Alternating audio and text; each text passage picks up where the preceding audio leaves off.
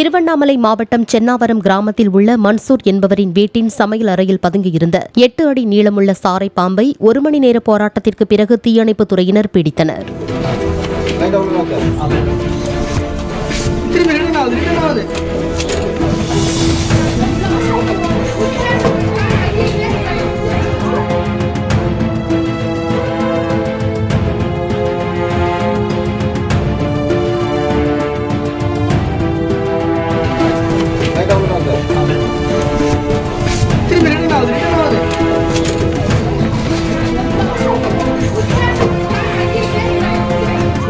Play store மற்றும் app ஸ்டோரில் இருந்து பாலிமர் செயலியை QR கோடு மூலம் பதிவிறக்கம் செய்யுங்கள்.